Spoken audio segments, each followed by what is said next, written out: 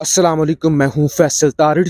आज 25 अक्टूबर है और आज दिन है पीर का। इस वक्त मैं इस्लामाबाद हाई कोर्ट में मौजूद हूं। इमरान खान को इलेक्शन कमीशन से नायल किया गया था और आज चीफ जस्टिस अतर मुनल्ला की अदालत ने इस केस की समाअत की है और इम्पोर्टेड हुकूमत को इस केस के अंदर एक बड़ा झटका लगा है और चीफ जस्टिस अतर मुनल्ला ने इलेक्शन कमीशन को और इमरान खान को नायल करने वालों को, डी सीट करने वालों को एक बड़ा सरप्राइज दिया है।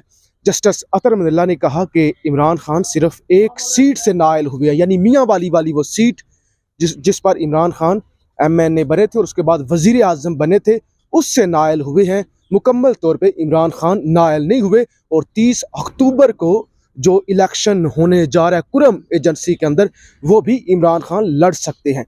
तो एक लंबी चौड़ी डिबेट हुई। चीफ जस्टिस ने कहा कि जब तक तफसीली फैसला नहीं आया तो हम कैसे इस फैसले को सस्पेंड कर सकते हैं। बैरिस्टर अली जफर की जानिब से बारहा कहा गया कि सर ये ज्यादती हुई है, ये जुल्म हुआ है, मतलब ये एक फजूल फैसला है, लिहाजा इस फैसले को उड़ा दिया जाए। तो चीफ जस्टिस अतर मुनल्ला ने कहा कि कैसे, जब तफसीली फैसला आया ही नहीं है तो कैसे हम इस फैसले को उड़ा सकते हैं। जब तफसीली फैसला आएगा, अभी तक तो एक बंदे ने साइन ही नहीं किया। और जस्टिस बैरिस्टर अली जफर ने कहा कि देखिए सर, वेबसाइट पर फैसला आ चुका है और फिर जियो न्यूज़ के पास ये फैसला आ चुका है। तो उन्होंने कहा ऐसा नहीं हो सकता, ये नामुकम्मल फैसला है। पाकिस्तान की अदालती तारीख में आज तक ऐसा नहीं हुआ कि एक नामुकम्मल फैसले को किसी अदालत ने मुअत्तल किया हो, तो लिहाजा हम ऐसा नहीं कर सकते। ऐसी कोई जल्दी भी नहीं है। इमरान खान कुरम एजेंसी से इलेक्शन लड़ सकते हैं, ऐसी कोई जल्दी नहीं। अगर जल्दी होगी तो हम फौरी तौर पे एक्शन लेंगे और अभी हम इलेक्शन कमीशन को ऑब्जर्व कर रहे हैं कि वो क्या कर रहे हैं, किस तरह से वो अभी तक तफसीली फैसला जारी नहीं कर रहे। तो इस सारे मामले के अंदर जो बड़ी खबर है कि इमरान खान इलेक्शन लड़ सकते हैं और सेकंड नंबर पे इमरान खान सिर्फ मियाँ वाली जो सीट है उससे नायल हुए हैं और जस्टिस अतर मुनल्ला की जानिब से ये बड़ी ऑब्जर्वेशन दी गई है। अच्छा, इस समाअत के अंदर जो इलेक्शन कमीशन ने इमरान खान को डी सीट किया, इसके अंदर जो बैरिस्टर अली जफर का मेन नुक्ता था जिस पे डिबेट हुई है, तो आपको पता चल गया कि जस्टिस अतर मुनल्ला ने कहा कोई फिक्र की बात नहीं है, कोई इतनी जल्दी नहीं है। इमरान खान सिर्फ एक सीट से नायल हुए हैं या डी सीट हुए हैं, वो कुरम का इलेक्शन लड़ सकते हैं।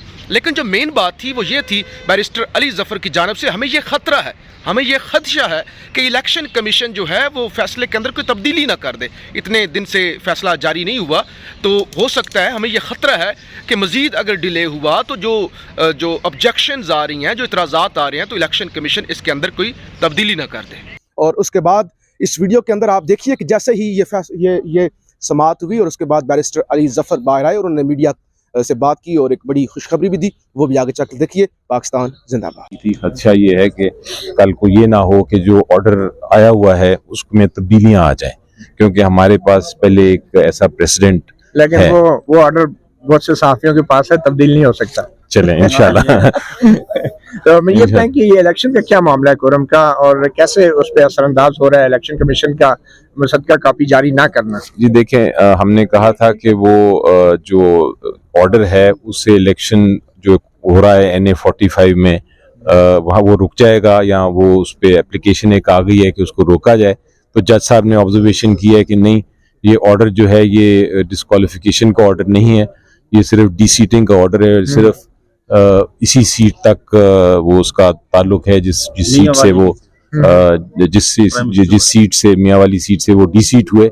इसका मुस्तकबिल में कोई नहीं असर, इसकी आपको कोई अर्जेंसी है। उन्होंने अभी ऑर्डर में और ऑर्डर में लिखवाया नहीं, लेकिन ऑब्जर्वेशन दे के ये कहा है कि इसलिए मुझे कोई अर्जेंसी नहीं नजर आ रही। और वो ये कह रहे हैं कि आप बेशक जिस वक्त आपको सर्टिफाइड कॉपी मिलती है आप फाइल कर लें, तो मैं समाअत कर लूंगा। तो अभी सूरत हाल क्या है? कुरम के इलेक्शन में इमरान खान हिस्सा ले रहे हैं, तो वहाँ पे भी कोई एतराज़ात दाखिल किए गए उनके उम्मीदवार होने के किए थे, लेकिन उस पर जज साहब ने ऑब्जर्वेशन दी है कि उनका कोई इम्पैक्ट या इफेक्ट नहीं हो सकता। चीफ जस्टिस अतर मुनल्ला ने ये कहा है, मगर वो मामला रिटर्निंग अफसरों ने उसको कैसे डील किया है वहाँ कुरम? अभी तक नहीं किया। और क्या उन्होंने उनसे मुसद्दका कॉपी नहीं मांगी इलेक्शन कमीशन के हुक्म की? आई एम श्योर मांगी होगी। अच्छा, तो ये बताएं कि किस तरीके से सियासी तौर पे मुतासर हो रही है आपकी कैंपेन इलेक्शन कमीशन के इस ऑर्डर से? देखें, ऑब्वियसली जी, इस पे एक तो सबसे बड़ी बात तो ये है कि जो लोग बाहर निकलना चाह रहे थे उनको इसीलिए हमने रोका हुआ है कि ये चूंकि हम लीगल कोर्स अपना जो हाई कोर्ट में जो रिट की हुई है उसकी समाअत करना चाह रहे हैं, तो उनको रोका हुआ है। एक तो वो उधर एक गुस्सा और वो है, और दूसरा कुछ लोग ये भी उसका असर तो जरूर होता होगा ना लोगों पे कि जनाब एक शख्स को नाअहल करार दे दिया, जो हुकूमत है या जो अपोजिशन है वो इसको इस्तेमाल कर रही है गलत तरीके से और कोशिश कर रही है अपनी कैंपेन करके मिस इंटरप्रेट करके गलत तशरीह करके बातें कर रही है, तो उसका वो एक उनके हिस्से का कैंपेन का हिस्सा बन गया है ये ऑर्डर। तो ये तो एक इम्पैक्ट है उसका इलेक्शन पे। तो इमरान खान ने जुमे का वक्त दिया है लॉन्ग मार्च की तारीख का ऐलान करने के लिए, तो आप क्या तवक्को कर रहे हैं कि इस्लामाबाद हाई कोर्ट उससे पहले कोई फैसला दे देगी? जी देखें, मैं तो आज दोपहर तक अगर हमें मिल जाता है ऑर्डर जिस तरह अदालत साहब ने कहा है, तो इंशाल्लाह मैं तो दोपहर को ही वापस आ जाऊंगा। लेकिन ये जो ऑर्डर है इसको आप हाई कोर्ट में तो चैलेंज कर रहे हैं, मगर अभी तक के जो मीडिया पे ऑर्डर तो आ चुका है, उसकी तफसीलात भी आ चुकी हैं, तो इसमें क्या कानूनी हुक्म है आपके ख्याल में? और ये जो ट्रायल के लिए रेफर किया है मामला, ये अभी तक हुआ नहीं है, तो कैसे इसको आप देखें जी, आपको मैं कहता हूं कि आपने एक क्राइम किया और आपको ट्रायल की जरूरत है।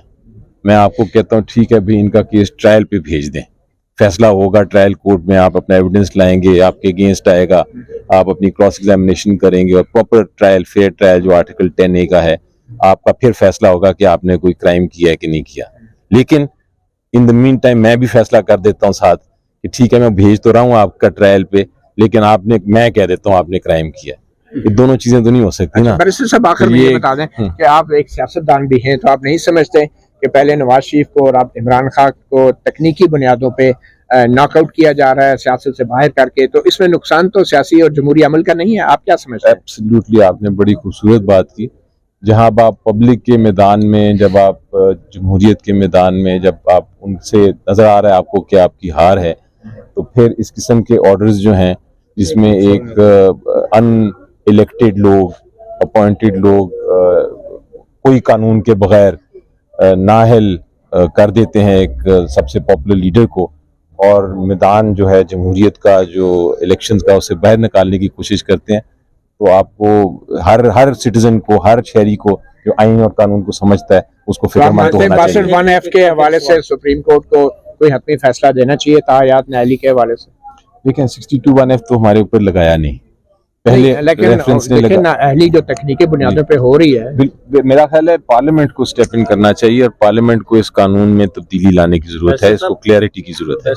एक सवाल, आखिरी सवाल, आप क्या समझते हैं कि जो पॉपुलर लीडर होता है, जिस तरह मती साहब ने बात की नवाज शरीफ साहब के हवाले से, इमरान खान के हवाले से, इन लोगों को टेक्निकल नॉकआउट करने में किन लोगों का इनके पीछे हाथ होता है? वो कौन से लोग होते हैं जो उनको टेक्निकल नॉकआउट करते हैं? देखिए जी, मेरी नजर में ये जो टेक्निकल नॉकआउट करने की कोशिश की गई है बड़े गैर आईनी, गैर कानूनी, बेबुनियाद ऑर्डर के जरिए, इसके पीछे तो मुझे पता नहीं कौन है, लेकिन ये है गलत और इस तरह होना नहीं चाहिए। लेकिन ये जो तरीकेकार है कि आप अगर, तो देखें, मेरा कोई इशू नहीं होता अगर कानून हो और कानून ये कहता हो कि कोई इंस्टीट्यूशन डिस्क्वालीफाई कर सकती है, उसको फॉलो करें और डिस्क्वालिफिकेशन करें। मसलन इलेक्शन एक्ट में लिखा हुआ है कि आप सेशन कोर्ट में कंप्लेन करेंगे, या पढ़ा था जज साहब के सामने अभी, कंप्लेन करेंगे, वो कंप्लेन जो है वो जाएगा सेशन कोर्ट, वहाँ ट्रायल होगी, और सेशन कोर्ट अगर कहे मिस डिक्लेरेशन है तो फिर आप डिस्क्वालीफाई हो सकते हैं।